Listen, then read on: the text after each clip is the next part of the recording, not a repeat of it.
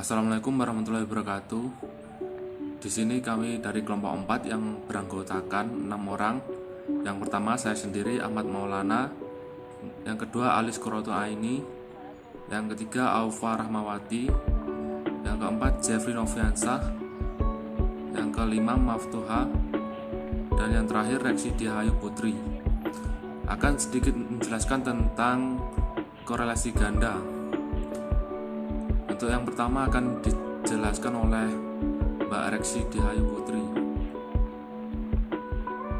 Assalamualaikum warahmatullahi wabarakatuh. Perkenalkan, nama saya Reksi Dihayu Putri Marianisma dengan NIM 2081 80029. Nah, di sini saya akan menyampaikan subtema pembahasan yang pertama, yaitu tentang penggunaan korelasi berganda.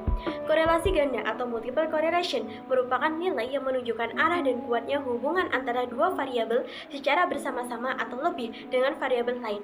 Secara umum, korelasi ganda dilambangkan dengan R, bukan merupakan penunjukan dari korelasi sederhana yang ada setiap variabel. Jadi, R tidak sama dengan R1 plus R2 atau plus R3. Korelasi ganda merupakan hubungan secara bersama-sama antara X1, X2, X3, sampai Xn dengan Y. Kegunaan korelasi ganda atau multiple correlation yaitu untuk mencari hubungan antara dua variabel bebas atau lebih yang secara bersama-sama itu dihubungkan dengan variabel terikatnya, sehingga dapat diketahui bahwa besarnya sumbangan seluruh variabel bebas itu menjadi objek penelitian terhadap variabel terikatnya. Ternyata yang perlu diuji korelasi ganda yaitu para peneliti yang jenis penelitiannya dalam ranah atau masuk ranah penelitian kuantitatif dan peneliti yang menggunakan hubungan antara dua variabel bebas dan satu variabel terikat. Uji korelasi ganda perlu digunakan dalam penelitian karena uji korelasi ini dimaksudkan untuk memperlihatkan bahwa hubungan antara dua variabel bebas dan satu variabel terikat pada suatu kelompok data. Peneliti perlu melakukan korelasi ganda ketika para peneliti ingin mengetahui seberapa kuat hubungan dua variabel bebas dan satu variabel terikat. Jadi, dengan demikian, melalui korelasi ganda, keeratan dan kekuatan hubungan antar variabel tersebut dapat diketahui. Baik, di sini saya akan melanjutkan yaitu rumus analisis korelasi ganda. Analisis korelasi ganda R untuk dua variabel X dengan satu variabel Y. Poin pertama yaitu hipotesis. HO adalah tidak ada hubungan yang signifikan antara variabel X1 dan X2 dengan Y. H1 adalah ada hubungan yang signifikan antara variabel X1 dan X2 dengan Y. Kita dapat menguji statistik dengan cara yaitu Rx1 X2Y sama dengan akar dari R kuadrat X1Y ditambah R kuadrat X2Y dikurangi 2 dikali Rx1Y dikali Rx2Y dikali Rx1x2 per 1 dikurangi R kuadrat X1x2. Untuk keterangannya yaitu Rx1x2y adalah korelasi antara variabel X1 X2 secara bersama-sama dengan variabel Y. Rx1 Y adalah korelasi produk momen antara X1 dengan Y. Kemudian Rx2Y adalah korelasi produk momen antara X2 dengan Y. Rx1 Rx2 adalah korelasi produk momen antara X1 dengan X2.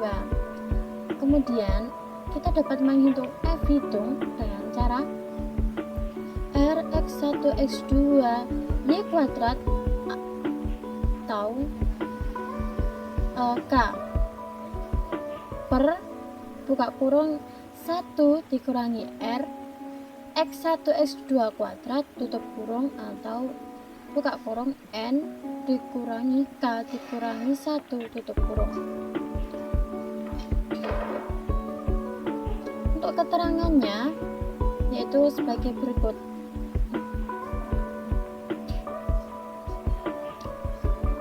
Rx1 X2Y adalah koefisien korelasi ganda. K adalah jumlah variabel independen sedangkan N jumlah adalah jumlah data. F hitung adalah F buka kurung K, N sama dengan K dikurangi 1 tutup kurung. Untuk keputusan yaitu tolak HO apabila F hitung lebih besar daripada F tabel. Untuk dapat menghitung korelasi ganda, maka harus terlebih dahulu menghitung korelasi sederhananya melalui korelasi produk momen dari person.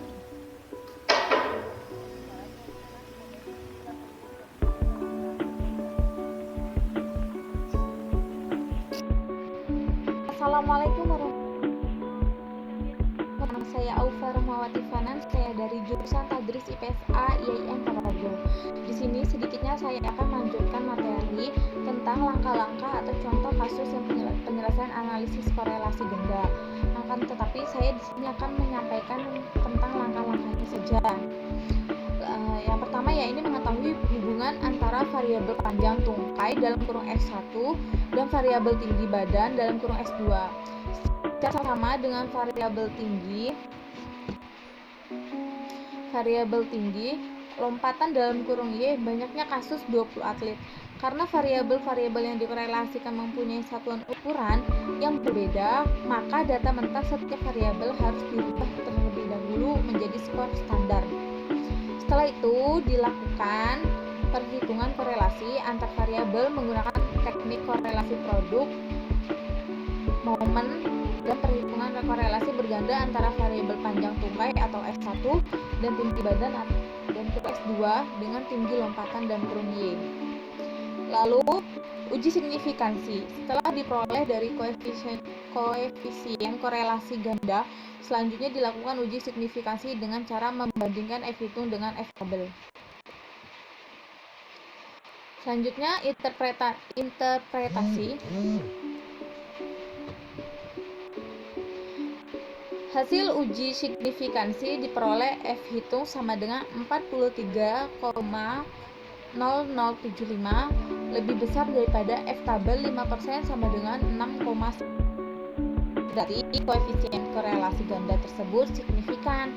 Maka hipotesis nihil yang menyatakan tidak ada hubungan antara panjang tungkai dan tinggi badan secara bersama-sama dengan tinggi lompatan ditolak. Mungkin selanjutnya tentang contoh itu akan dibahas oleh saudara Jeffrey, kepadanya dipersilahkan. Dari saya kurang lebihnya mohon maaf. Wassalamualaikum warahmatullahi wabarakatuh. Assalamualaikum warahmatullahi wabarakatuh. Di sini saya akan melanjutkan presentasi dari kelompok kami di bagian contoh. Contoh di sini dilakukan penelitian ada tidaknya hubungan antara tingkat percaya diri dan motivasi belajar dengan prestasi belajar bahasa Inggris kelas 10 SMA Tirta. Untuk keperluan tersebut, maka telah dilakukan pengambilan data terhadap 10 responden yang diambil secara random. Berdasarkan 10 responden tersebut, diperoleh data tentang hasil tingkat percaya diri X1, motivasi belajar X2, dan prestasi belajar bahasa Inggris Y. Selanjutnya untuk solusi yang pertama adalah menentukan hipotesis. Yang kedua adalah menentukan tingkat signifikasi A sama dengan 0,053. Yang ketiga menentukan statistik uji. Yang keempat komputasi. Yang kelima daerah kritik. Yang keenam keputusan uji HO ditolak. Dan yang ketujuh adalah kesimpulan. Di kesimpulan ini yaitu ada hubungan yang signifikan atau dapat diberlakukan untuk populasi di mana sampel diambil antara tingkat percaya diri dan motivasi belajar dengan prestasi belajar bahasa Inggris. Sekian presentasi dari saya. Wassalamualaikum warahmatullahi wabarakatuh. Assalamualaikum warahmatullahi wabarakatuh. Di sini saya Maftuha dari Tadris IPSA semester 6 akan menjelaskan tentang langkah-langkah penyelesaian menggunakan SPSS. Langsung saja yang pertama, langkah 1. Buka Microsoft Excel, lalu ketikkan angka sesuai soal yang diujikan. Contohnya, kita ambil soal yang telah dibuat oleh Bu Dita, yaitu kita masukkan pertama X1, X2, dan juga Y. Yang ada di soal tersebut kita masukkan semua secara berurutan dan jangan sampai salah ya. Langkah kedua yaitu buka program SPSS. klik variabel view dan definisikan dengan mengisi kolom-kolom berikut. Yang pertama, kolom name. Pada baris pertama diisi dengan X1, baris kedua diisi dengan X2, baris ketiga diisi dengan Y.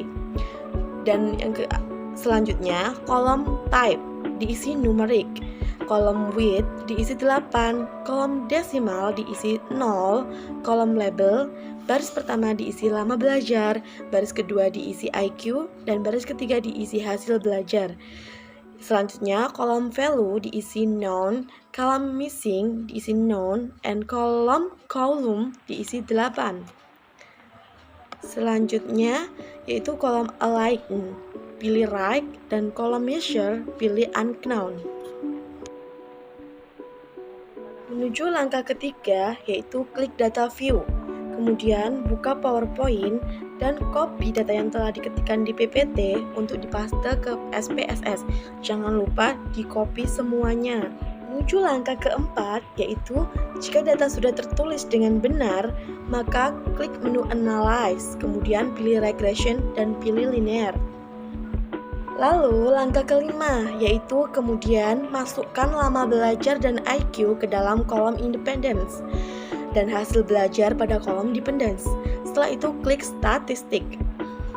Kemudian kita menuju langkah keenam, yaitu centang Estimates, Model Fit, dan R-Square Chain. Setelah itu klik Continue. Setelah itu kita akan mendapatkan output dari soal tersebut setelah klik Continue. Terima kasih, sekian dari saya. Wassalamualaikum warahmatullahi wabarakatuh. Mungkin cukup sekian presentasi dari kelompok kami. Bila ada kekurangan, mohon dimaafkan. Jika ada yang belum paham, boleh ditanyakan langsung. Sekian, wassalamualaikum warahmatullahi wabarakatuh.